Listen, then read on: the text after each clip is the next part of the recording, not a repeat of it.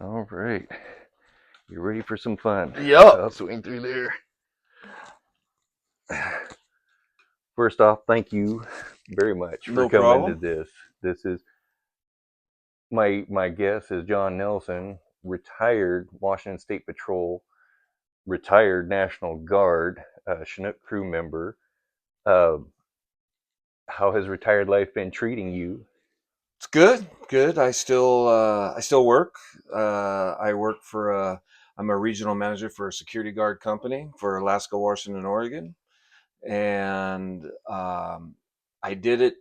I was doing side jobs as a trooper with them, and then this position came open when I could retire. And the owner of the company says, "When can you retire? When do you want to retire?" And I kind of knew what he was getting at because they wanted a manager up here. So I retired and took this job. That's outstanding.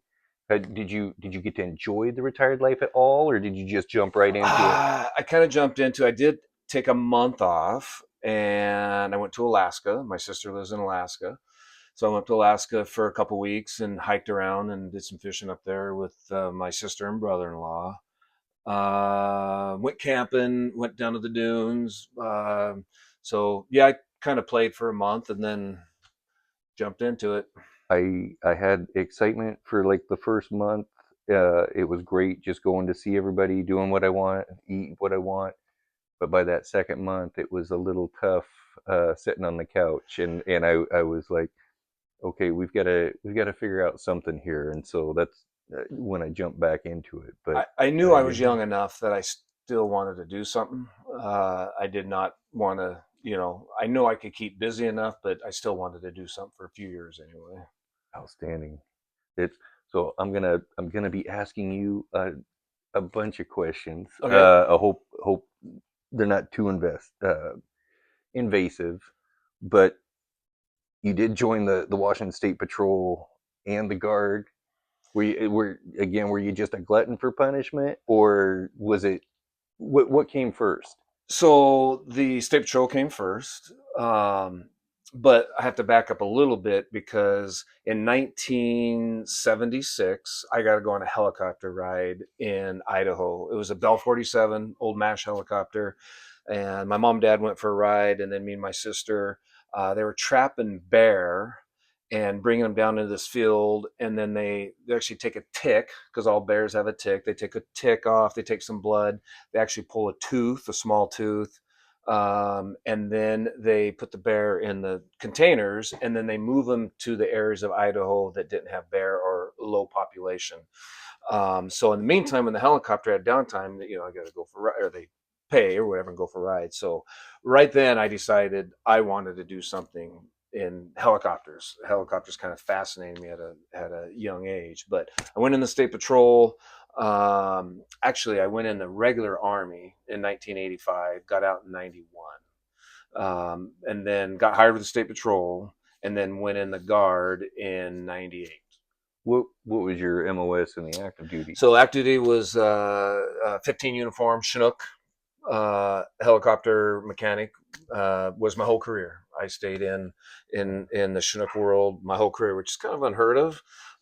People move around, and I just had the opportunity, and uh, probably my own demise. I didn't, I higher rank because I wanted to stay in aviation. Because as you know, in the military, you kind of got to move around. But I was happy in aviation. I was happy that I was able to fly my whole career until I retired. As a crew member, as a flight engineer, I was a flight engineer instructor. Of course, you start out as a mechanic, and then when a mechanic, you work on them, obviously. And then I went into flight platoon as a crew chief, and then a flight engineer, then a flight engineer instructor. Now, did you work with counter drug at all with the National Guard? We did ERADs, they called them, where we're marijuana eradication. So we took a Chinook and with DEA, and they would go out and fly and look for grows, and then we would take the teams with us. We'd land, teams would go in and secure. arrest the people, whoever's in there, and then they pull all the weed, and they put them in 25. They pull the stalks and they'd wrap them in bundles of 25, and then we put them on the helicopter and then take them to. There was a couple different ways. We took them to an area where they did a burn, and then we took them to an areas where they buried them. Depends on what the DEA it's wanted. That's where we would take them. Complete Chinooks full of front to back, top to bottom of marijuana. For my younger viewers watching this, there was a time where Washington where pot was illegal, and we would do missions where we would search out marijuana grows, and as he was explaining, take those out. I didn't do any of the high speed stuff. I was just fueling the helicopters along on the mission. But I noticed that my last mission with counter drug was very uncertain because the law was changing at that time, and they were working more on surveillance type missions, and it was the glory days were done. Uh, We did some crazy landings with them out in these areas that we landed on State Route 410.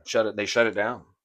There was a girl up on this hillside, and it was way up there. So that was the closest we could get. We couldn't. We do the pinnacles where you land on the side, or you put the rear wheels on the mountaintop, and the front's hanging over, and they get off. Couldn't even do that because of the terrain up there. So we landed on 410, and then they had to hike up and get it all, and then drag it down, and then we landed on 410 again and loaded it all in the helicopter. I feel like I got to take the Hemet on a lot of roads that most soldiers Yeah, never got to drive on, and I was amazed at the private helicopter pads that were out there that we would pull into some neighborhood up by like Mount St. Helens where they had their own personal helicopter pad, and they allowed our aircraft to land there and fuel. it was always amazing to me flying around wherever it was, whatever state, whatever country, and you're flying around off the beaten path, per se, the highways, and you see these, even where I live in Thurston County, close to where I live, flying over it, there's places I've never seen. You'll never see because you can't see them.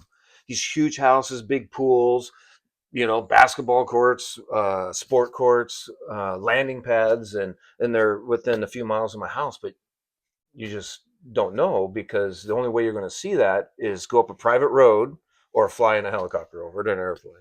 I live on the Kitsap Peninsula, and it wasn't until I was doing I'd get to go on the flights when they were doing their night vision, trying to get their hours for certification, and I was amazed at just this area that I live in, how many lakes there are, how many places where I didn't know there'd be a home out there.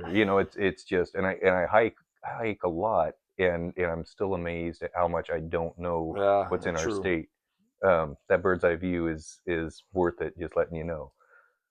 Uh, Now, when did you grow up in a military family? Not really. My dad was in the Air Force for about 4 years during the Korean War. Um, and I had an uncle that was in the Merchant Marines, but that's about it. Yeah, not really. It wasn't a So military brat or anything. coming out of high school, was it how did the army find you? Was it a recruiter at high school, or did you just And say, hey? I graduated on a Wednesday from Kelso High School, 1984. And me and a friend drove up to Alaska. My sister was up there. She had just got married and they moved up there and they couldn't take all their stuff. I had a little Toyota pickup. So loaded all of the rest of her stuff in the back. And a friend of mine needed to go to Nenana, which is up by Fairbanks. So Friday morning, we jumped in my Toyota pickup and drove to Alaska. And I dropped him off in Nenana up in Fairbanks. I drove down to Soldotna, south of Anchorage, was my sister. Stayed there for about a year and then worked in the fishing cannery for a season. When that closed, I worked at a bank as a courier. They didn't have armored cars there in the town I lived in, Soldotna. It was people couriers, so transferred money and stuff for the bank around. And then that kind of dried up, and I'm like, I'm gonna go in the Army. And I wanted helicopter. I wanted the Air Force, but I got a bad scar in my hand, so you can't be a fighter pilot because of the scar, because it rips open. It could in G's when you pull mass G's, it could rip open. Wow. So I could still go in the Air Force, just couldn't be. And I really wanted, helicopters, but fighter pilot. Who doesn't want to be a fighter pilot? So I went down to the Army recruiter and I said, I want a helicopter and I want something I can fly on. And knowing now what recruiters do, he pulls out. I don't know if you remember back in the day, they had those record discs that they put in the player. It was like a big CD. And he says, "What about this helicopter here, this CH-47?" I didn't know what one was. Oh, that's big. He shows me this video. I'm like, okay, and signed me up. I went to basic training, and I'll say one thing about this recruit. I don't remember his name, but he never lied to me. Everything he told me was the truth. And you hear the war stories when I was in AIT and basic. Oh, my recruiter said this and that, and I'm like, I'm thinking he said exactly what was going to happen, and it happened. I went to basic training. I went to AIT, Fort Eustis, Virginia, for Chinooks, and then I went to out of there. I went to Fort Carson, Colorado, is where I was my first duty station. That's see, at least you got somewhere kind of cool. It was Fort Carson was awesome. yeah. It's like I feel like my luck would be no matter where I enlisted, I would end up either at NTC or Yakima Firing Center. I just I went to NTC a couple times, but I went from Fort I'm Carson. talking for a duty station. Oh That's yeah, how yeah, I'd end no, up. I'm like that would no. no. Now, did you uh, back? So you came in '85. So was was the standard getting tougher at that point? Was it because I know a lot of the Vietnam after Vietnam, there was a rough go through the I '70s came and in '80s. right at the time when, lack of better words, the drill sergeants didn't smack you around. Um, they and the Jody calls were kind of going away right there. Right, I mean, we did a few little ones, but nothing like I've seen the videos of and stuff. Um, I only seen the drill sergeant take one guy out back, uh, and it was like a field exercise for a day out in the field for a day. And this guy, Orm was his last name, and they took him out back. And I don't know what happened, but I heard some ugh and screaming and banging back there, and they came out, and Orm was his name. He that night I remember that I remember this as plain as day. We were in the room. There was probably 10 of us in there, different, the rooms. And he got in his wall locker, and it had the three dresser drawer in the wall locker. And he sat on that and just rocked. And day later, he was gone. He disappeared. Whatever happened, I don't know. But um, so I came in right at that time when the drill sergeants couldn't. It was quasi. Could they put? Did they put their hands on a little bit, but nothing probably like Earlier years. earlier years. That's no the standards of what you went through by the time you come into the guard. How was it? When I was at Fort Carson, I was in E2 when I get there. I was the only E2. So, and I went to maintenance. So, back then, when an E4 told you to go sweep the hangar, you're a specialist, and you went and swept the hangar. There was no like, I'm not doing that. Um, and as I got out and came in even at the end, '91 when I got out, they were starting a little bit of talk back, and in the guard, as an E5 or E6, I would tell, hey, we got to empty the guard. Why do I got to do it? Why are you getting so and so? So there was that. When I was told, you just did it, as long as it wasn't illegal, immoral, unethical, you did it. You went and cleaned the bathroom and emptied the garbage, swept the hangar, squeegeed the hangar, uh, it was like, okay, and you went and did it. Clean the barracks, mow the lawn, clean the brass on whatever in the barracks and shine the floor. I mean, you just did it. If someone higher rank told you to do it, you did it. It was. I definitely had that practice down when I came into the guard. Uh, Again, being older when I went in, 31 at basic training, a lot of a lot of sweeping, mopping, floor polishing, lawn mowing. Come into the guard, and the armories are, and this is always my biggest complaint is the time wasted in cleaning armories where there should have been either constructive training or just released. It's I understand meeting certain standards, but it was by the end of by the time I retired, I was okay never seeing or sweeping another armory again by the time I left, and it was just funny. But at the same time, I did watch that process with the younger soldiers, like not doing, disappearing as fast as they could. Herding To cats. yes, they were going into hiding. Well, it wasn't as a young E2, E3, E4. It wasn't like uh, I was told, because I was the youngest guy to go, less or the least rank.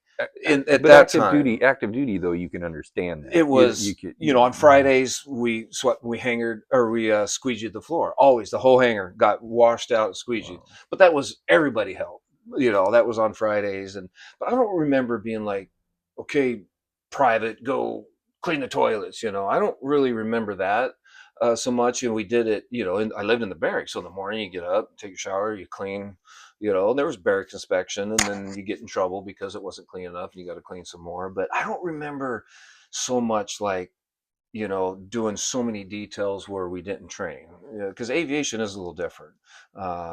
Yeah, did we, even in the guard, did we have to do those details? Absolutely. But there's standards we have to keep in training, and you don't have a choice because you can't fly if you don't do it. So there's kind of that breaking point, that point. Now, when did you make sergeant? So I made sergeant at Fort Carson, Colorado, and I made it right at 2 years. And it was really, High speed. no, it was luck. It was a lot of luck. It really was. So what happened was when I got there, I was an E2, of course, got promoted to E3 right away, and then I got E4 like automatic pretty quick too. So I'm still the youngest E4. So who goes to the Soldier of the Month boards? The youngest E4. So I had to go to the Soldier of the Month boards, and I'm like, I don't want to do this. It's the best thing they ever did to me. The absolute best thing. It was the same sergeant majors on that Soldier of the Month board as the E5 board. So I had to go to, I don't remember, 3 or 4, whatever it was, 5 Soldier of the Month boards. And then you could go to the E5 board 90 days prior to 2 years because you could not make E5. You had to be in for 2 years to make E5. And the points, it was points back then, were always 998, 998, 998. So rarely, it was really hard to get promoted. So I'm like, this particular, so just do it. You've been gone. Let's do this. 90 days out. So 90 days out. Did my paperwork. Went to the E5 board, and it was a couple of the same sergeant majors, and it was a lot of the same, very same style questioning. So I was very familiar with it because I've been doing it every month for 4 or 5 months, and I did pretty good. Um, and I had some awards I got and stuff. So I had high points, but I wasn't even near 900. I was like, if I remember, I was close to 800, which is good, but still not good enough. And then at 2 years, the points dropped. Just bam, they dropped. I got promoted right at 2 years. So it was, I No, mean, it was no, was this? Let's see. So that would have been like 80, 88. 88. So that was Actually, about that 85, 86. It was 87. the time that they were doing the buyouts, wasn't it, to get soldiers out of the army? And that's how they were getting rid of people, is didn't get promoted within so long, you're gone. So it was a little bit of that. But luckily I had high enough points, and I don't remember what it dropped to. I might have had more than 800, whatever I had, but it did drop in my window, and I got promoted. So So would you recommend to the NCOs that are out there that might be watching this? Would you encourage them to do Soldier oh, of the Year absolutely. awards? It is. It gets you in that. And I wish I knew how they did them nowadays, and I can't see them being much different. You know, you sit in front of a board of three sergeant majors, and they ask you questions, and they tell you. I mean, you get a current affairs and military history, and they give you 4 or 5 subjects that you can be asked on, and but yes, it gets you comfortable in front of those people, in front of those sergeant majors, in front of those first sergeant, whoever's going to be on the board when you go to your promotion board. Right on. Yeah, it was definitely worth it. Now, how long was it until you became state patrol from your active? So I got out of the military in February of '92 is when I got out of the regular army. Um, and I worked at Les Schwab for a bit, and I worked at a, uh, Cowlitz Candy and Tobacco, sold cigarettes and candy to Minute Marts. And then I went in the Cowlitz County Sheriff Reserve Program, and I hadn't been in there very long, maybe a month. We were still in the training, and I talked to a trooper. I was out for a jog, and I seen him at a Minute Mart, and I just went and talked to him, and he's like, we're on a hiring freeze, but you can still apply. And we talked for a while, and I'm like, what do I have to lose? So I get the paperwork. I fill out all the paperwork. I submit it, and I go out to the State Patrol Academy. I do all that stuff. So I'm on a list, but they're in a hiring freeze. So I don't remember how long it was. Every couple of months, you got a piece of paper, and it literally would say, "Hey, do you still want to be on the hiring list?" And there was 2 boxes, yes and no, and you checked yes or no and sent it back. Of course, I check yes, fold it up, send it back. I get one, I look at it, I'm like, I'm done, and I literally wadded up through the garbage. And the next day, I'm like, well, that's dumb. I've went through this. I've been through the polygraph. I've been through all this, you know, all this stuff. I pull it out, and I literally on the countertop, Oh, down. I check the yes box, fold it up, put the envelope, and send it back. A week later, I get a phone call. You got hired. I wish I had that. I could still get that because it was obviously wadded up. It'd been wadded up. So they hired a group of us. There's about 15 of us cadets that got hired off the list. And back then, when you tested the State Patrol, uh, I mean, they were getting, you know, 20,000, 10,000 applications a month. And so it was an honor to even be yeah, considered with yeah. all the applications and the process, and being whittled down. So I got hired. A group of us, we go up to Olympia, go through, we get hired as a mansion, it was at the mansion, being a cadet at the mansion. And uh, And for folks, this is Washington, the the governor's governor's mansion. mansion, yes. Mike Uh, Lowry was the governor at the oh time. wow! So And you are an old timer. No, so, if you don't know, obviously most people know the State Patrol wears Smokey the Bear hat. It has a braid on it. And so it was a Friday, and we went to Fleet and Supply, and you get all your stuff. And got this hat and this braid. It's not braided, it's just this silver cord. And we had to report Monday morning to the governor's mansion. So I'm like, I know it goes on, don't know how. And my sister at the time, there's a trooper who lived next door to her. So I took my hat, I took my braid, and I knocked on his door. And he knew my sister and knew who I was. And I said, hey, I just got hired to State Patrol. Monday we got a report, and I had no idea how to put this braid on. Jim Kelly was his name, Trooper Kelly. So he said, "Come on in." He came in. He did it, put it on my hat. Then he took it off, undid it, and made me do it.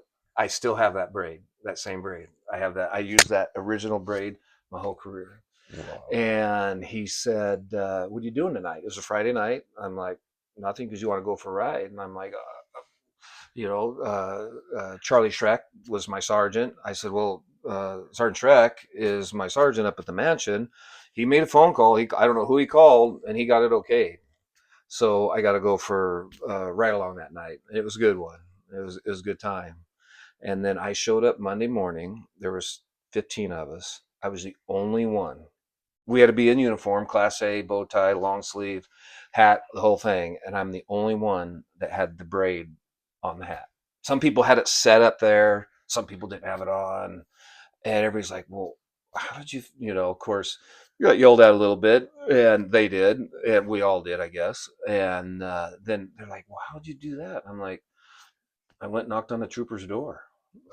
I didn't know. I knew it had to be done." Ingenuity.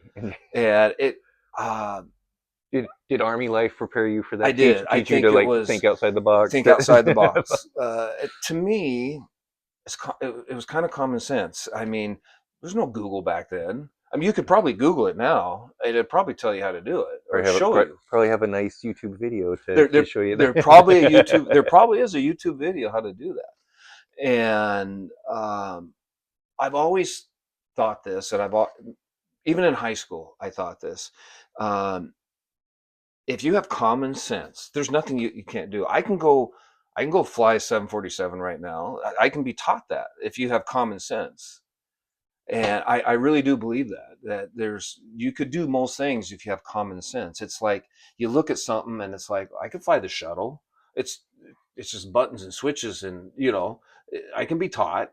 And and I've always kind of felt that way and thought outside the box, and it's like, okay, well, if that does that, then what do I need to do, or who do I need to talk to? And you know this too. I know you know this, being in the military and even in the state patrol. Any job, there's that one person. There's that one person that you can call or ask. Now, they may not tell you how to do it, excuse me, but they're going to go, "Oh, call Sergeant so and so, or call Mr. So and so, or call this person." Or, "Here, there's in this book, it's right here in this book. Here's this book, it's in there." There's always that person.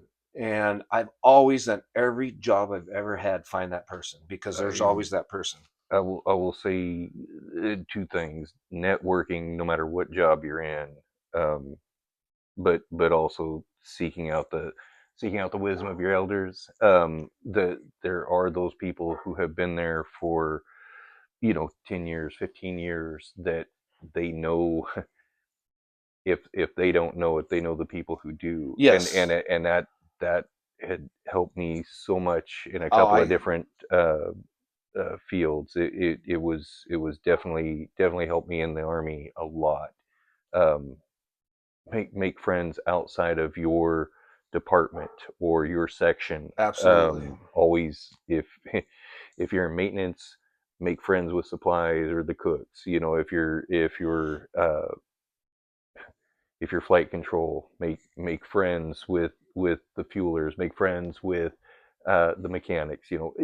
Make it a community event, because somebody is going to make friends with the AGRs. Definitely make friends with the AGRs. Get to know who can help you Yeah. find certain paperwork, or get you into certain classes.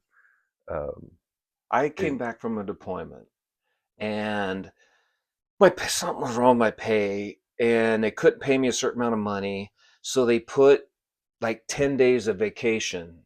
Well, being in the guard, you can't have vacation on your LES. It has to be, you can't have it. You don't have it. I was an AGR, but they put it on there. It was on there for a couple, 2 or 3 or 4 years, and nobody could figure out how to pay me this money.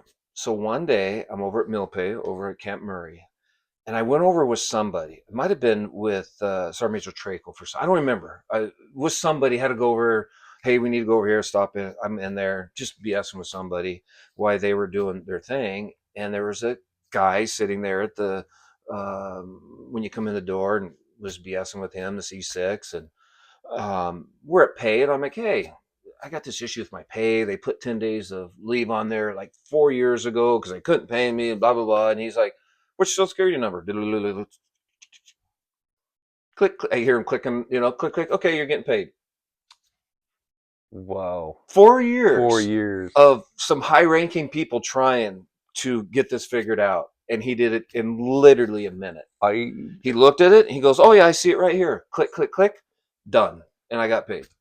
I had signed up for the $15,000 during the war when they were still giving the really good bonuses. It was like a $15,000 bonus, and all my buddies, all my fellow soldiers were getting their paycheck, and mine wasn't coming. And finally, it was somebody at Camp Murray who knew that I was sent to, and they looked at my record, and it was just a little block that hadn't been checked on the computer, and just hitting that one little button, I got my 15 grand. It took them like 48 hours. They didn't send it all in one chunk. It was like 2 days of 7,500. But it was it was it was frustrating, but it was so good knowing people who knew Yeah. people. That was definitely a blessing. Can I tell you my story on that? Yeah. So I was deployed in '03, $15,000 bonus. I reenlisted for 6 years. And the clerk, same thing, didn't check a box on the paperwork. So I didn't get mine because I did it 364 days early because you could do that back then. So I didn't get the money for almost another year. I was back from the deployment, but it was tax free because I did it over. That's the reason I did it over Yes. there. It was tax Yes. free. I didn't get it tax free because she messed up the Oh. paperwork. Wow. So it was a big deal and had to go through some very high ranking people, and I didn't get it tax free. So I got it, but of course, they took the taxes out of it. Nothing you could do there at that point. I probably could have done a congressional, but it was for whatever it happened. But yeah, yeah, I did get it, but had to pay taxes on it. I'm going to take a quick pause. I'm going to check equipment, but then I'm going to ask you some rougher questions. All right, So we're going to be getting into the heart of the matter. all right. We're back, and I am again. I'm going to ask you a ton more questions, getting into the hard ones. Um, September 11th. I remember it well. I was working nights as a trooper, and I was in the guard at the time too. Um, and had flown that night. Did a night vision goggle mission that night. Got home uh, and sleeping, and the wife came in and said, "You need to get up and watch the news." And kind of sat there and like wow. Um, and yeah, I originally was watching that building, and I thought it was going to collapse because of the water, because it was up high and all the. I'm sure all had sprinkler systems. That's what I was saying. Like, all that water pouring in there, man, that's not going to be good, and it's going to be bad. And I didn't think it'd collapse because of why it did, but yeah, not much I could do. We were grounded at Fort Lewis too. We couldn't fly. Um, it was it was quiet. I live close to Fort Lewis. Uh, Helicopters every day, and I live in the flight path from Portland to Seattle. So constantly, the jets are going back and forth up high, and it was eerily quiet outside. Because I'm used to hearing that. What was your what was your call to action? When did you get? Um, I remember the first few times we flew after September 11th. Very restrictive, what we could do, where we could fly, training only, just to keep people current. Only certain places we could get fuel, um, and then got deployed. I didn't get deployed till '03, my first deployment in the Guard. I was deployed twice in the regular Army to Central America. Oh, And then my first time in the Guard was to Kandahar um, in uh, in Afghanistan in '03.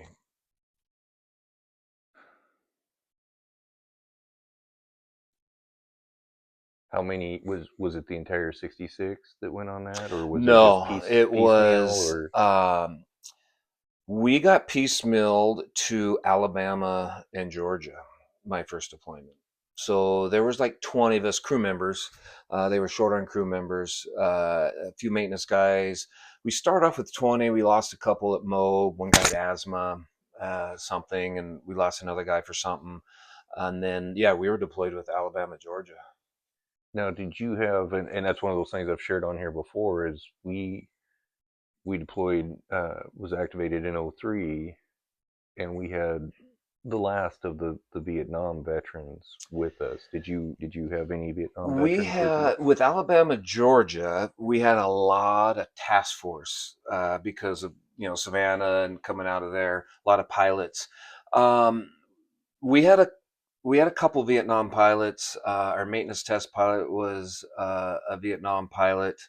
Um, we had uh, we had the guy by the name of Rich Gilmet, and I just remember he had like 10,000 night vision hours, and he was an instructor pilot at Fort Rucker. Um, yeah, he was. Yeah, man, he was awesome. Uh, got shot up pretty bad one day, and I was not on his helicopter. I was on the third one. We were flight of three. He got shot up pretty good, and one bullet came through the nose, the helicopter, and went up into a panel where the engine condition levers were, and generators and all that. Well, it hit a wire, lost all three generators, and he flew back, you know, like a Sunday flight. That's how good he was. And matter of fact, we're still friends. I still talk to him every once in a while. And just recently, there was a picture of a Chinook dumping water at night on that fire in California. And we dumped a lot of water on fires, but we couldn't do it at night. That was Army reg, no dumping water at night. And Rich had said something, and I told him, I said, if if I were going to do that as a crew member, I'd want you as a pilot in the front. That's how much trust I would have in that guy. I mean, he was absolutely spectacular. And a lot of those guys were Alabama, Georgia, and we had a few at Fort Lewis too that were old school. You know, they didn't have automatic flight control systems back on the A models, and they have all that cool stuff now. Now, like the F models have altitude hold and hover hold and all this fancy stuff that you know, and how these pilots did it in Vietnam with a map at night with no goggles on, and they're trying to dead wreck in the jungle at night, and they could go land in a spot.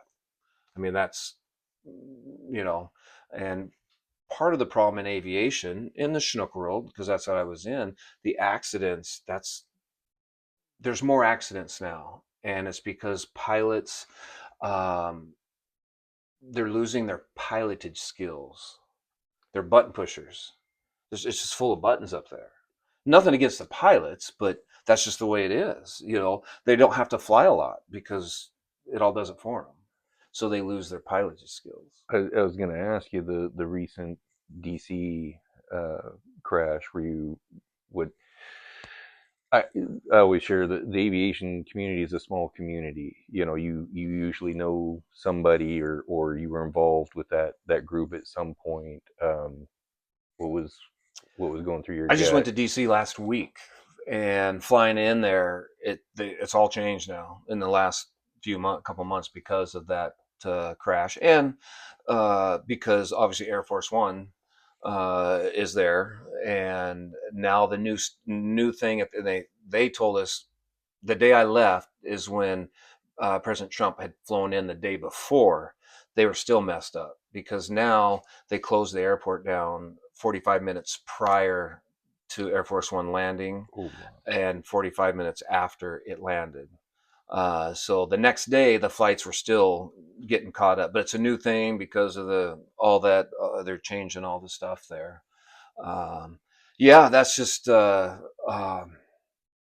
you know, I have my own opinion.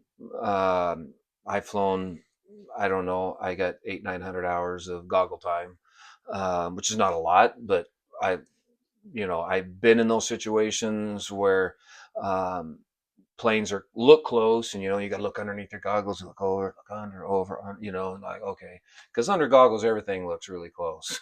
It's like it's right, then it's not. It's really not. It could be, but it's usually not.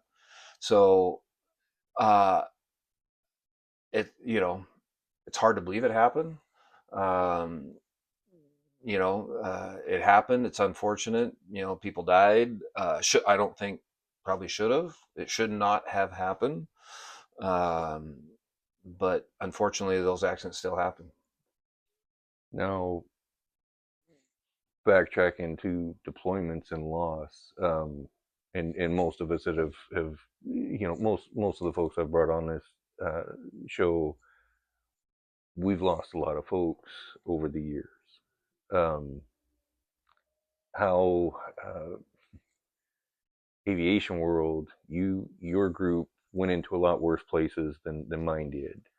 Uh, I you can say this for Fort Lewis and Bravo 168. We never lost anybody out of.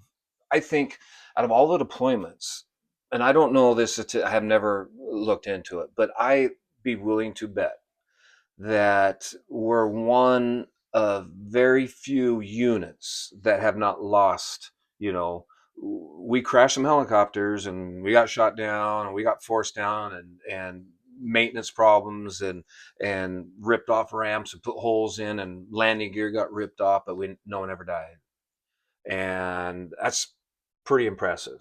To think about all the deployments Bravo went on. And we all made it back alive. And most units, every unit before we went, every unit after we went, lost a helicopter and people died.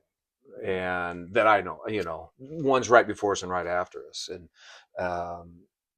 yeah, I mean, Mustang 22, Oregon, that was right, right after we left and came back. And then it was Kansas, Olathe, Kansas, that replaced us. And man, they lost a couple like within weeks of us leaving. So was it the training we had? I don't know. Was it the pilots we had? I don't know. Was it the Taliban decided not to fight that year we were there? I think it was a combination of it all. I don't think it was any one thing we did or they did, but the combination of all of that metric meshed, and we all made it back. right on. Yeah, it really is amazing. Now, in the aviation world, did you how much was combat? Uh, I have just under 5,000 total hours, and combat. My first two tours in Central America was not considered combat time. So I had, It's funny how they like get around some of those missions that are way more dangerous, but they don't count. yeah. Oh, it It's was, we did marijuana eradication down there, and that was some crazy stuff in Central America. But I have about just probably under 2,000 hours of combat time. yeah. No, when I always another piece that I always share: life before the war, life after. You come home. What's changed? In the military, Everything. Because for some of us, it's a whole different. There's life before the war. There's life after the war. yeah, Um, I try to think myself as a realist. Um, Now, there's a big boom that goes off. Am I going to jump? Probably. Am I going to crawl underneath that table and put my head down? And no. Uh, but man, it's changed in a lot. I mean, a lot of different ways. I mean, it was so. Uh, when the sirens would go off and whatever base was getting rocketed, I wouldn't even get out of my. I lived in a tent my first time, Yes. so I would take my flak vest and put it over me in my bed in my cot because I felt that I would be safer doing that than trying to run out the different. You know, you got to run out to whatever bunker. That's what I did, and I wasn't the only one. We'd pull our flak vests over us and put our steel pot over our face and our Kevlar helmet over steel pot. We had a steel pot back when I first went in, but the Now, Kevlar. not quite, not quite the horse cavalry days, but he was real close, real close. And put that Kevlar over you and just put and they give it all clear and you'd hang it back up and try to go back to sleep and yeah, I mean, what really changed was in Salerno, my second tour.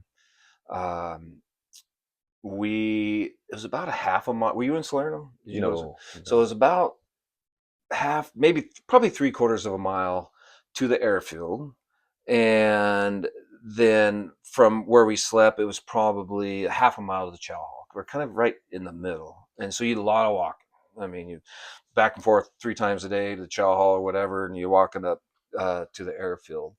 And on the way up to the airfield, when you come out of our barracks, we had our troop medical clinic, or TMC, for aviators, and then some training tents that they did training in, the medics, and then you walk up to the airfield.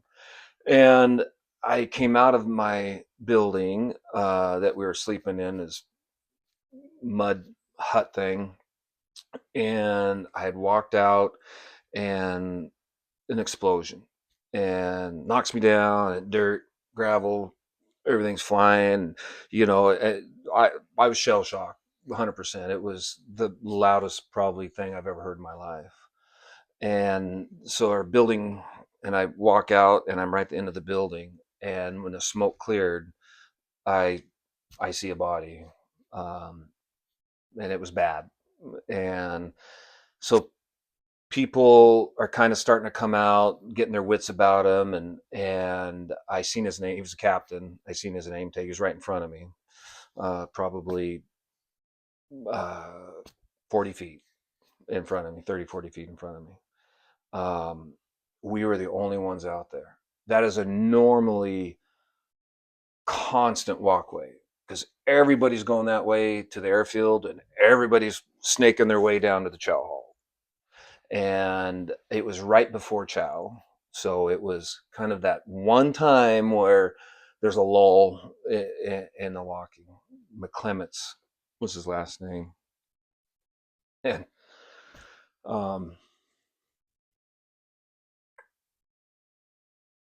we got a blanket, and he was an anesthesiologist. He was the at the for the hospital, but he worked at the medical clinic there.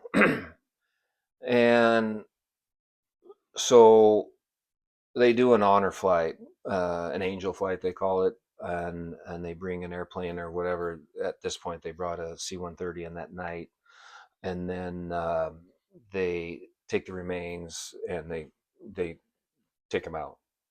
And there's a book there, and you can sign it and write something. And I did. But Charlie Ross, now my brother-in-law, um, had put his, I can't remember now if he put his email, he put something in there identifying how to get a hold of him. So his Captain McClement's daughter was 13 years old at the time, which I had no idea he had kids or anything, but his daughter was 13. So here a few years ago, Charlie said, this would have been about 4 years ago, maybe five. He's like, dude, I just got contacted by Captain McClement's daughter because they must have got a copy of that book with what people wrote in there and seen his and my name right there. And she was asking if he knew anything about it. And he goes, I know the guy that saw it happen. And she wanted to talk to me. And so man. Man, I was a little leery about it because I didn't know what they knew, if they knew the whole story or what they were told by the military.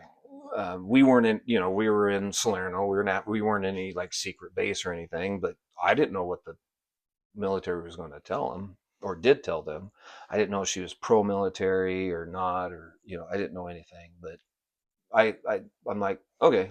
Um, so I called her and kind of felt her out a little bit, and she told me what happened. The two guys came to the door, and she knew that it was not good. She didn't know what, but she knew it wasn't good. And we had a good talk, and and told her, that her dad, did not suffer, and he did not. He did not die in vain. Um,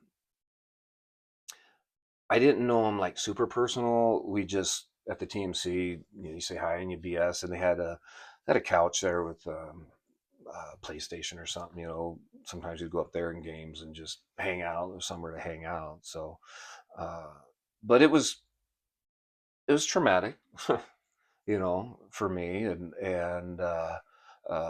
traumatic for everybody, to see and witness that. Um, so I was grounded for a couple weeks. They do a test on you, and because of TBI stuff, and I failed it, and they were going to send me to Germany, and then the flight surgeon's like, just chill for a week. We'll do the test again. So I got a little bit better, so I didn't have to get evac'd out. Stayed there, got back up, and then my first flight back, we had to fly out to a secret base, a CIA base, which we did all the time. We took beans and bullets. We took rip people in, rip people out, and stuff. And we're sitting there getting fuel and just BSing with the guys. And they're like, yeah, that captain that got killed there in Salerno. He says, yeah, we went and we effed those guys up. I'm like, explain. So they knew where the rocket came from, and the POO, the point of origin, and so we call them the initials, CIA, FBI, all those initial people that work over there. They went man, in and eliminated that threat. So I I mean, it's war. I ain't gonna lie. I got a chuckle out of it. It made me it's feel a a little bit better, I guess. Um, it's good to know that there was, for lack of a better word, that there was some justice in yes, the war, because too many times, and this is more for, I will say, the things at home, the soldiers we lose at home. There never feels like a, who do you point the finger to? Who do you get mad at? Who do you get? It's so in that situation, I think just from a soldier's perspective, it's like, thank you for doing that, because that was our brother. yeah. That was, That was April 2011.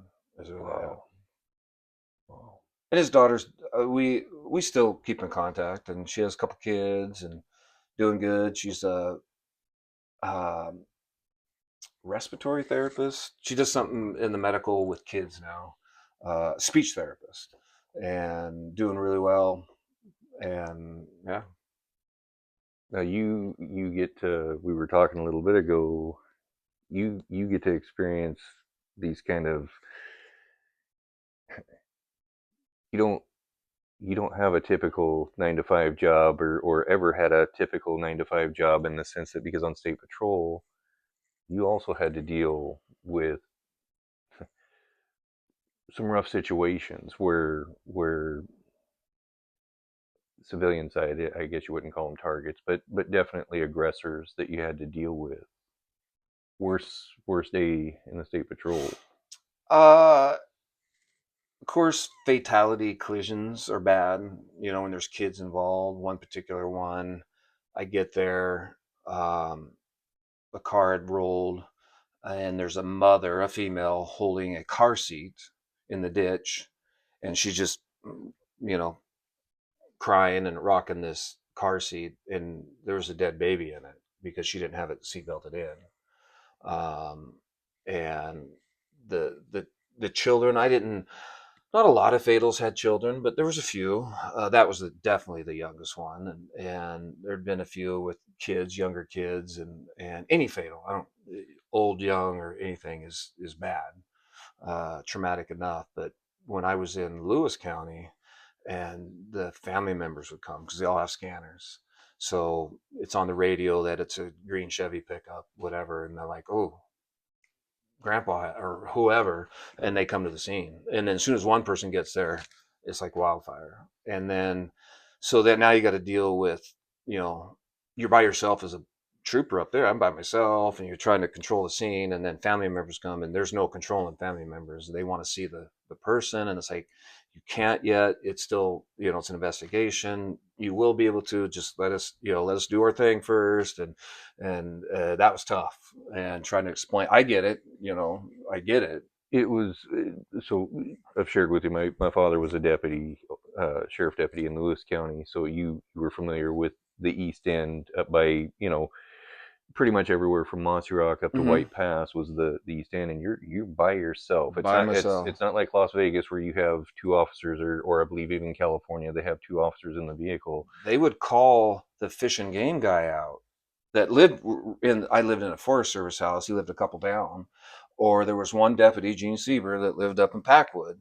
They would call them out to come back me up on a bad. And same thing with them, when they got into stuff, they call me because I was the furthest east trooper. People would knock on my door in the middle of the night. Hey, there's a wreck out there, or this or that. And they all know where you live. Everybody up there knows where you live. You Yeah, can't hide, which is fine. It didn't bother me, but yeah, it's dealing with family members when they lost somebody is bad. Knocking on somebody's door saying your loved one is. but you're also that's the thing is you're at best you're 45 minutes from backup. Oh yeah, and I you get mean, up into Packwood, up halfway up White Pass, you're talking an hour plus. I mean, you arrest somebody up on White Pass or up in that area, it's an hour and a half just driving, hour and 40 minutes just to the jail, just driving to the jail. So there was many times, and my sergeant Dennis Schultz, day one, told me, he said, if you pull a car over and your spidey senses and you're like, something's not right, back out, leave. It's not worth it.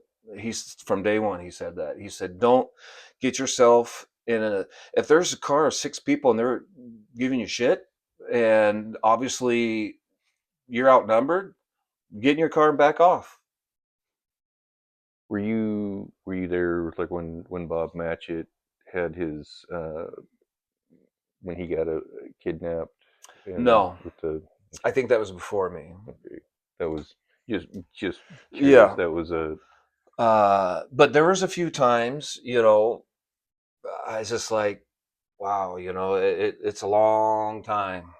But personally, I feel still, I was a pretty good de-escalator, or, you know, talking to people and talking them down. And I carried candy bars, little candy bars, and a pack of cigarettes in my car. I don't smoke, but when you arrest somebody and they know they're going to jail, they know they're going, they got a warrant, whatever, they're going to jail, and they want a cigarette. I'm like, yeah, no problem. Can't smoke in my car, but you can't take the handcuffs off. I'll put it. Oh, yeah, and they'll tell you, oh, I mean, I know where there's 3 pounds of meth, and they'll tell you all kind. Not that that's why I did it. I did it for, especially up there. I started it up there because it was a long way to the jail, and they're still a human being. And always, uh, I did felt if I had to ride with them for an hour and a half, I didn't want them in the back screaming at me the whole time. And so I let them, I give them a cigarette. let them smoke outside the car, and they're all. I mean, I don't ever remember one of them not being appreciative. Like, oh man, thanks, I appreciate it. And it was a quiet ride to the jail. Man, that's a yeah. I you did some great de-escalation tactics. Uh, what about the times when that didn't work? Uh, there was a few. There's a few times. There's one particular uh, female driver, male passenger, and two males in the back. And it was right by our office. Wasn't far in Tacoma on Pacific Avenue. She's DUI. She's drunk.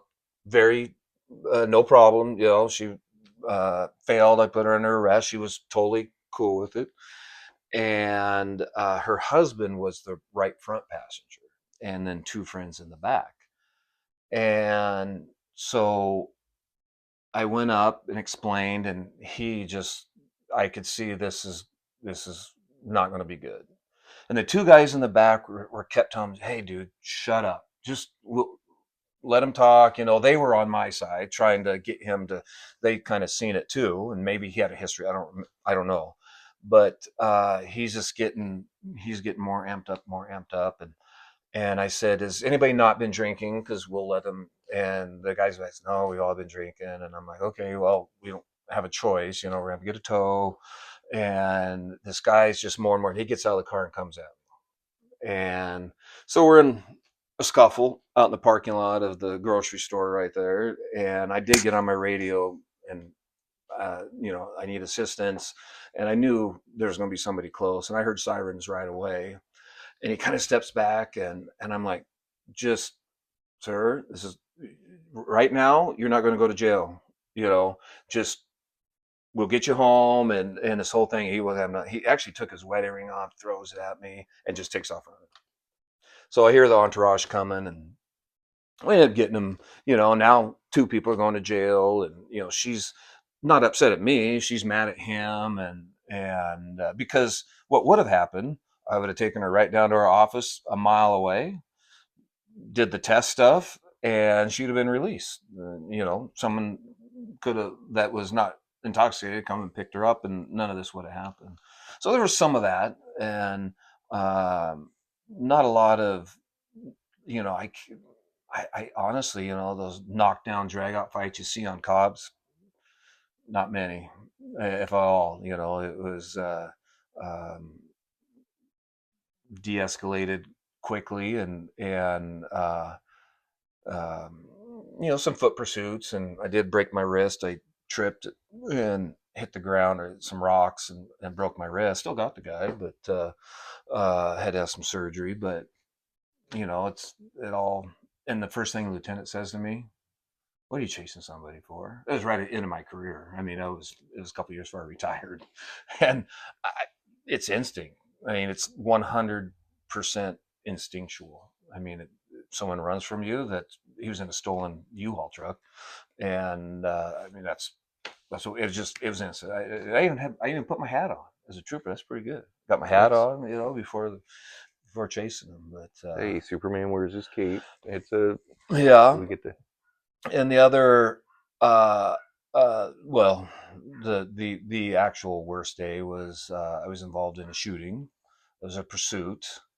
I had my drug dog. I had a drug dog for 8 years as a trooper, and had a drug dog in the back seat. And coming back from the academy, picking up, it actually was not my drug dog. It was another handler's dog.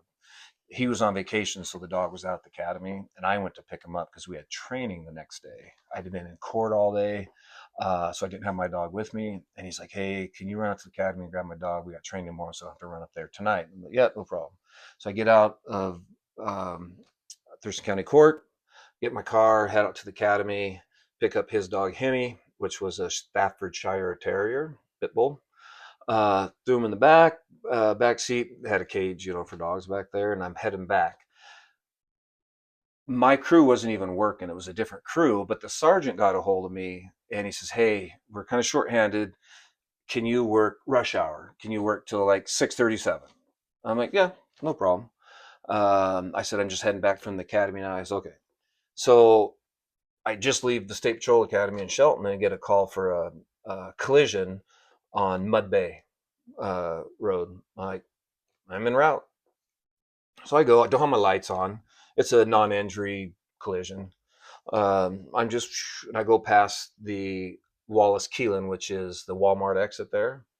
And it comes down like, come on ramp, and I'm coming.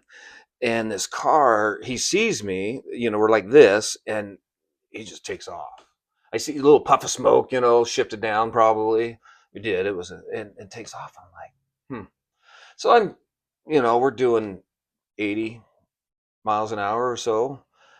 I'm just, processing. I'm like, it's kind of weird. Don't have my lights on. So I turn my lights on now and still don't say anything to radio. And I'm just kind of processing, why is, and at one point I went like this, like, just move over. Well, then he started shoulder to shoulder. I'm like, okay. So now I'm in pursuit, and I tell radio I'm in pursuit, and he's shoulder to shoulder, 100 miles an hour, light to medium traffic, beautiful sunny day in August. And he takes the exit to the Red Wind, or to Little Creek, to McClary. Blows a stop sign, comes back up on 101, and I'm by myself. There's one guy in front of me, and he's an academy instructor.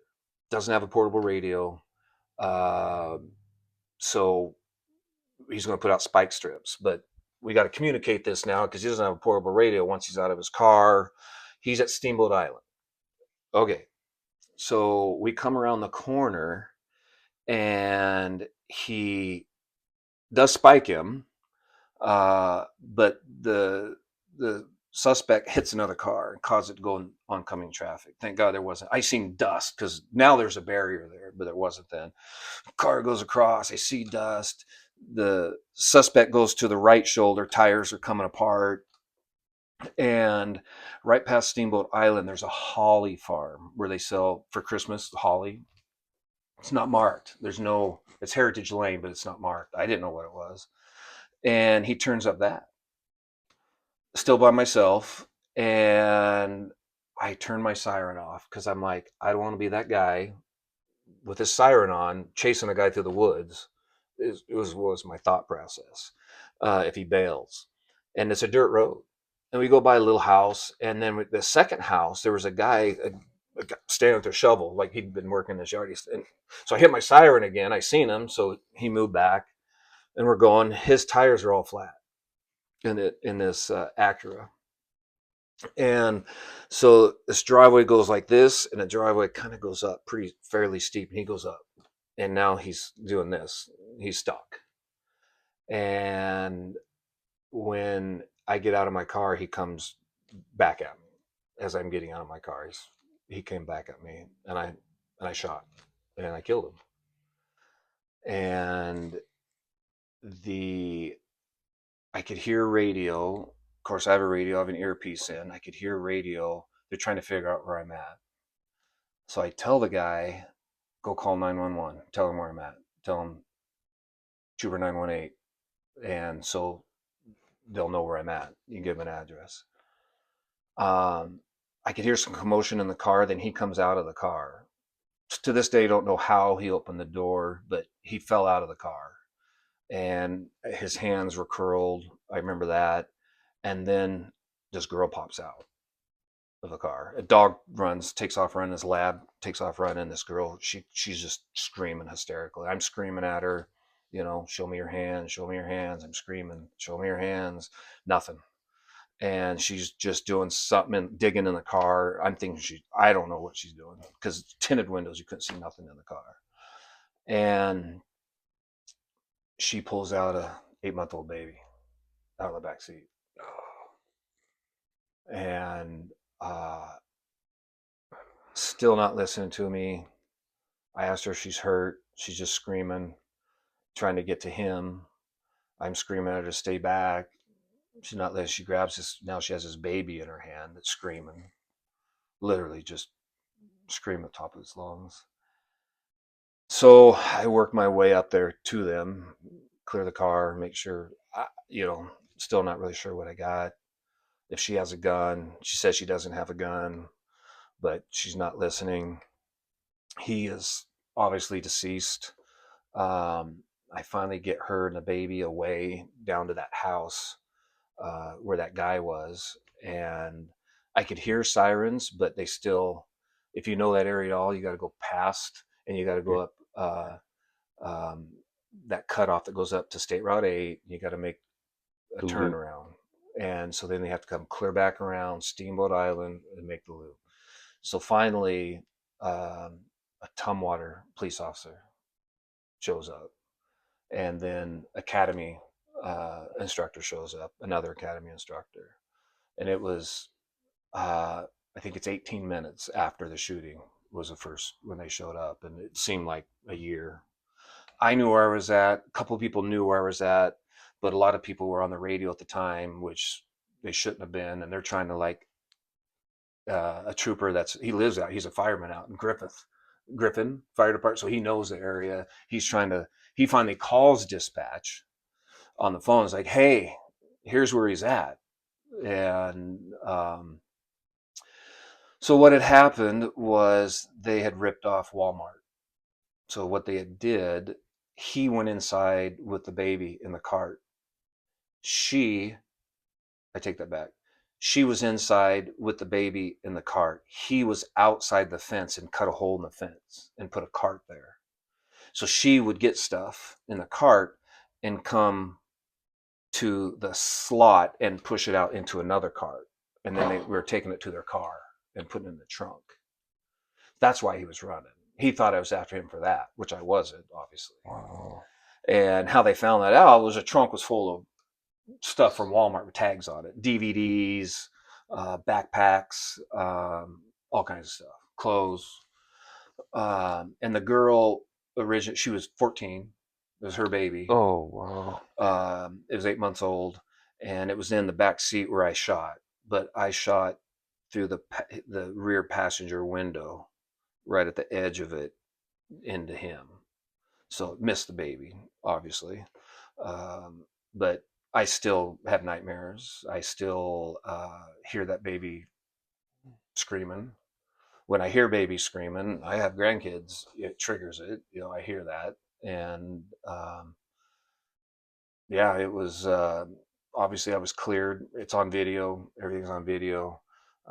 They tried to sue me, and then they came up to the courthouse or into a.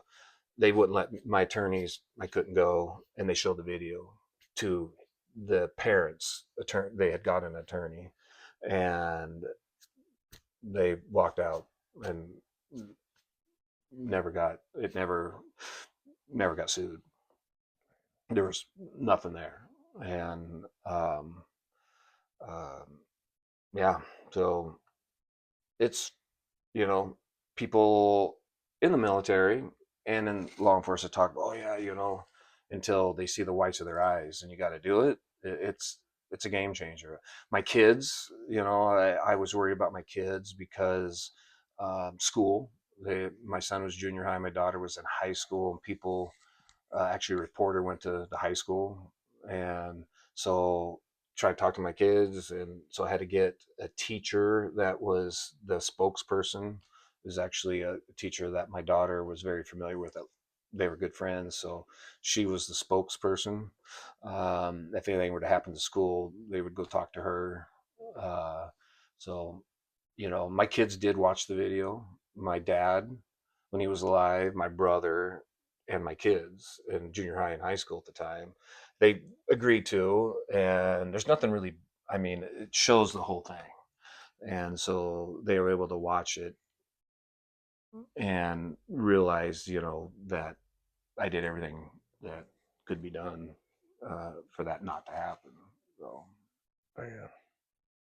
Well, thank you for that. That's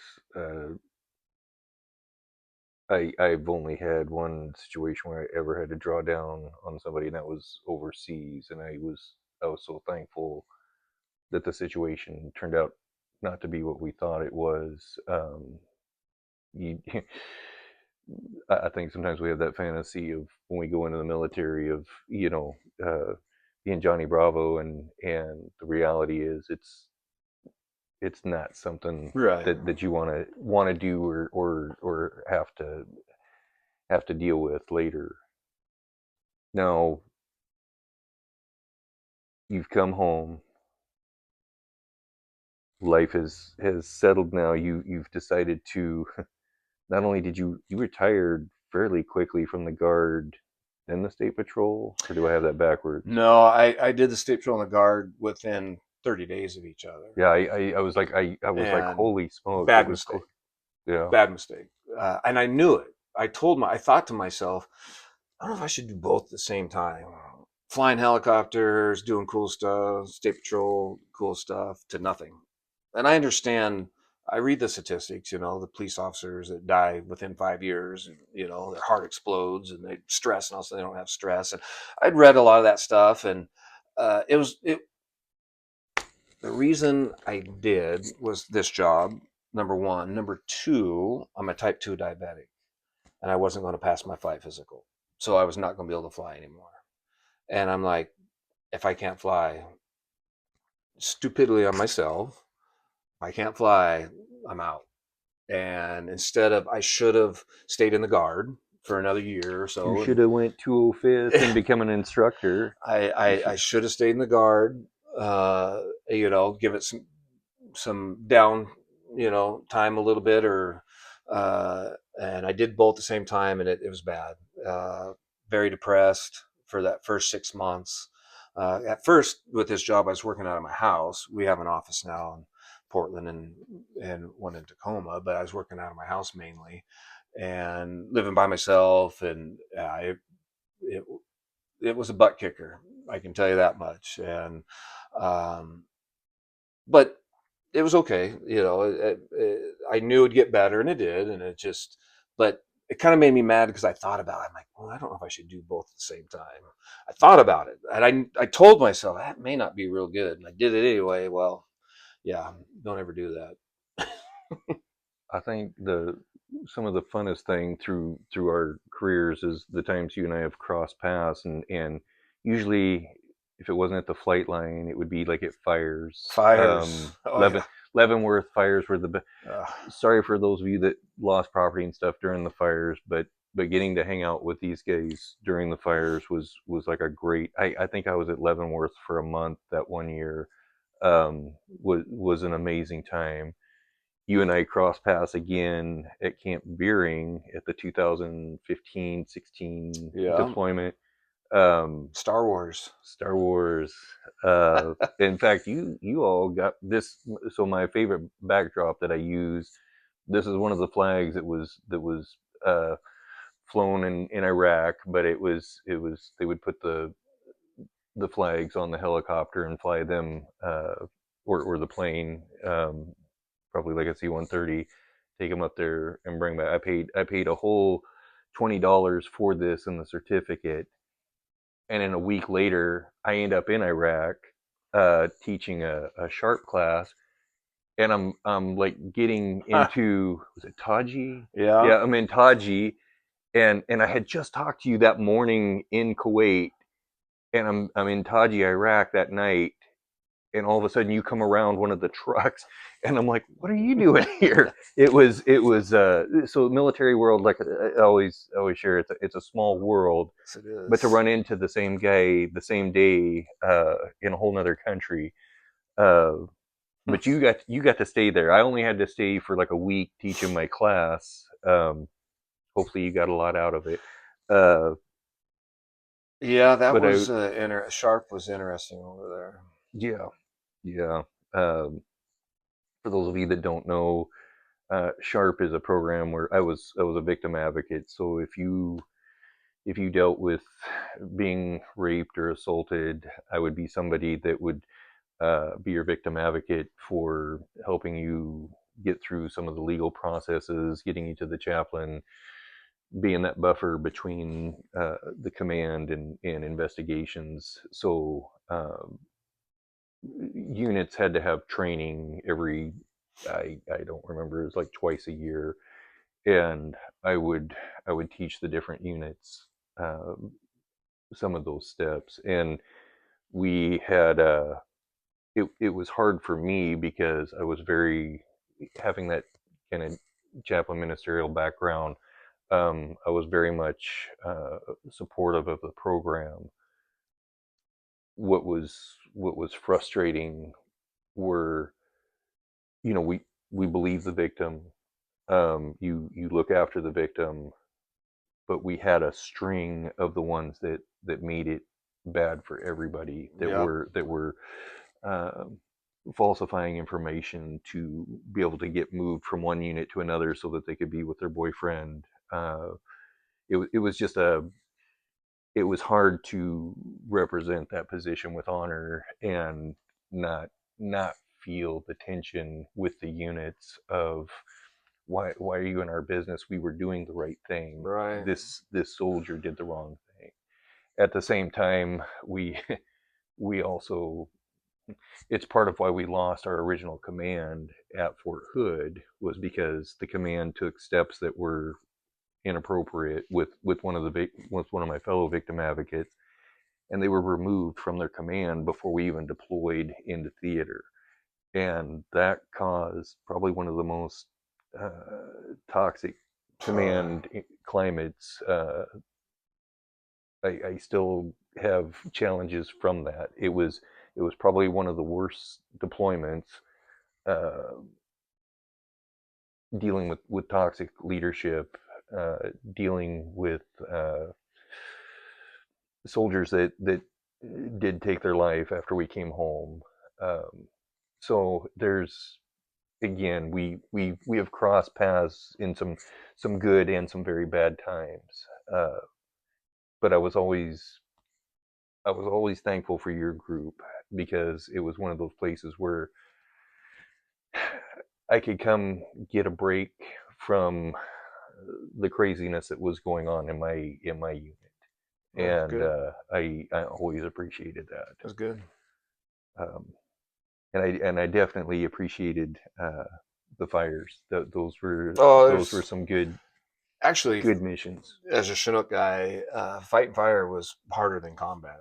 It was the hardest thing you could do in a Chinook helicopter, anyway, because it's, the bad things: high, hot, humid, which is bad for our engines, and lifting, and yeah, it was that was some. I mean, that was some scary stuff. For us, it was getting you fuel, because there were no. I think Wenatchee was like the closest place we could go to get you fuel, and their fuel point was tricky at best to get in and out of it. But it was a minimum 2 hours to fill up our truck to get back to you in time. I And I was on the Yellowstone forest fires, oh and I was in Jackson Hole, Wyoming, and this fueler guy, and his two kids, they were teenagers, like just driving. He had a big truck, and then another truck. He couldn't fuel us, but he could transfer fuel. So the kids would drive all night long, get fuel, and get back in the morning. Dad would fuel us during the day. As soon as those trucks, kids would drive them. They had to go. It was literally, they would drive a few hours, get fuel, get back in the morning with the trucks. And I remember him saying, he says, "I'll be able to retire after this." I do remember him wow, saying that, because I'm wow. sure the price, he probably jumped his prices. Who knows? I don't Oh, know. I know. Uh, but it was a free for all back then. And the porta potty guy, Yeah. uh, he, same thing. He had to drive a long way, and yeah, I remember the fuel guy said, "Oh, I can retire after this summer." So we come to the end of the tour. You're celebrating that civilian life now. You're retired. You're on a new career. What are you doing to take it easy? Who do you listen to? What books are you reading? um, there is a good book on combat. Lieutenant Colonel Dave Grossman. I actually got to go to a seminar. Only law enforcement and firefighters can go. You have to have ID. They lock the doors. The best, probably one of the best seminars I've ever been to in my life. The book is good. It's talking about being being a sheepdog, not a sheep. Um, that was a good book. I have that book. I'm not a big reader. Um, I and I'm just now. I don't really have a specific podcast I listen to, or I'm just kind of getting in. I don't. A lot of times when I drive, I don't even listen to music. It's just kind of I'm okay with not having to listen to music and just kind of drive and take in Wow. the sights and sounds. Um, I've never been like when I run. Uh, I've never. I don't think I've ever had earpods in I ran ever. Same. I just I want to not even save. Just I want to just kind Sa- of take in the sounds, and I the, don't know. the I the just the safety of it, being able to hear when vehicles yeah. or people are approaching, it's a situational awareness. Yeah, I just Um, never have. I went to Mount Everest a couple years ago and went up to base camp. And one day we did a little different tour. We went over. It's called Three Passes.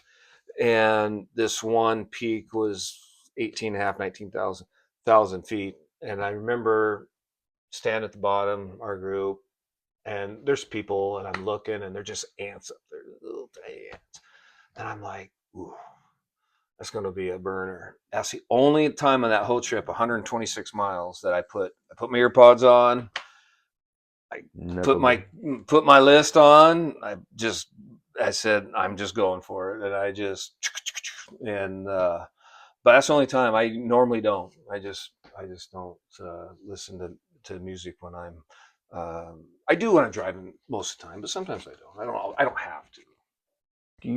Would you encourage, like, if there's any young folks out there watching, do you encourage them to go into the military, to go into law enforcement? Well, military first, absolutely. My military career, I can't complain about it. I did a lot of traveling. Well, not a whole. I mean, I got to travel. I got to go to different countries, and I got to go to People going to Hawaii is traveling. Going to yeah. Iraq and Afghanistan, it's a little different. I But used to collect business cards, so everywhere we got fuel in the helicopter when I was in the regular army, I get a card. I got hundreds of them, maybe even thousands of them. The problem is I never dated them.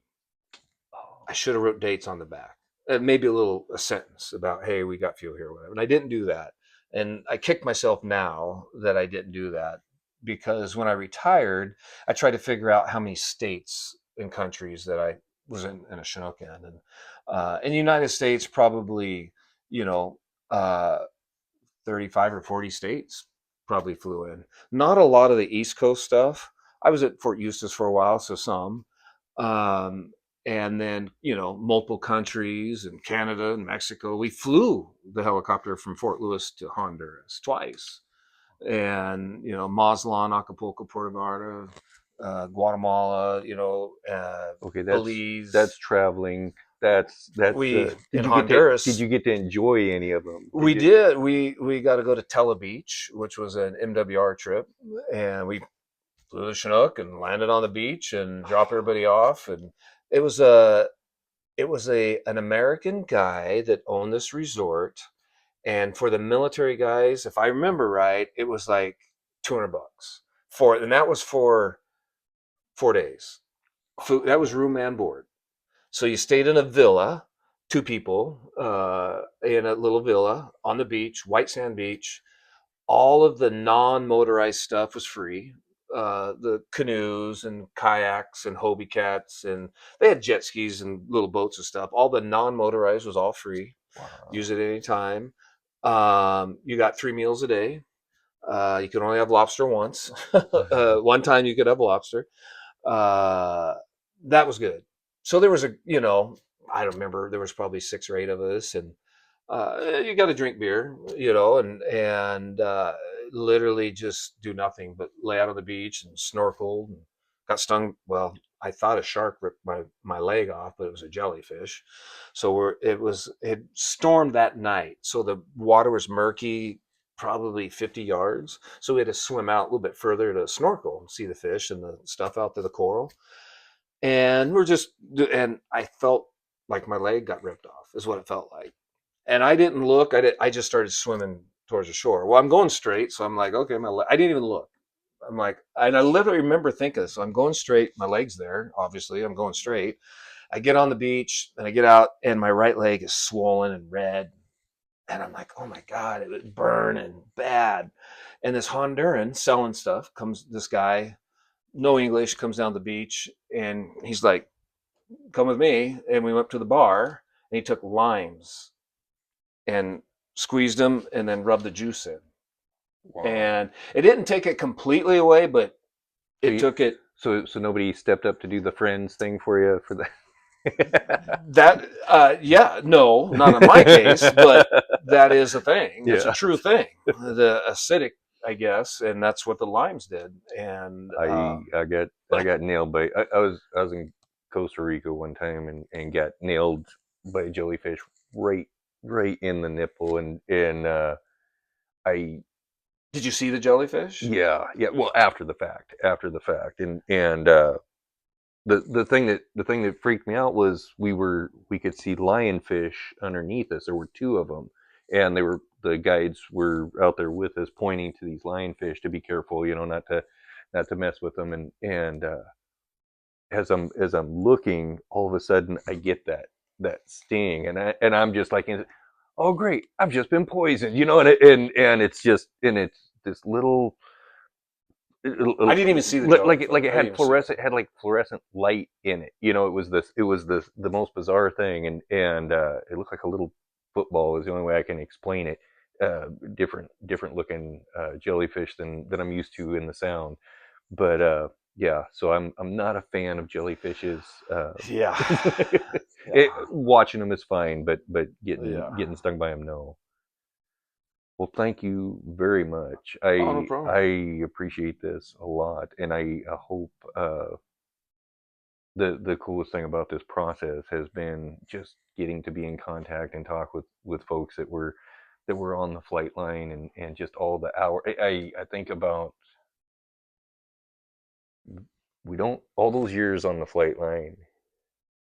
You think about when you're going to get out, but what you don't think about is that, man, I'm not going to see these guys anymore. I am And the not going sad to be. part is when you see them, is usually at a funeral. That's I mean, I can't tell you how many times I was at Tahoma National Cemetery last year in 2024, 2023, 2024. Different pilots, crew members, not necessarily suicide, but some. There's been a couple, and there was a few that died of natural causes, and one was a car wreck. And but you see all these people. It's like the good old days back. It's sad that that's when you meet up with these people is at funerals. that was the hardest. I did get to share with you a little bit. The biggest thing was had thought about this for a long time, and as more and more of us were, you know, as more and more of us were being buried, I was I wanted their stories, and I wanted to share their story. I wanted people to know that uh, you did something, you served, you protected this country, and Um, so thank you for that. Oh, no problem. Thank you for this flag because I was pretty sure I grabbed this from you when I went to the hangar on in Beering. Again, it just has been my favorite.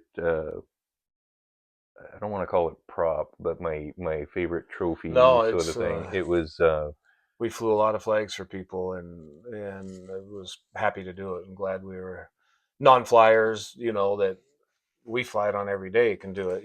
They don't get that opportunity, so glad we were able to do well. I hope to have you back when I have an actual studio, and this is it. this is made into a true uh, media company. I definitely want you to come back and let's let's talk some history and talk shop.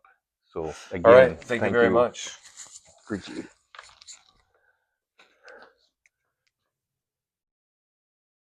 Got a Boy Scout uniform.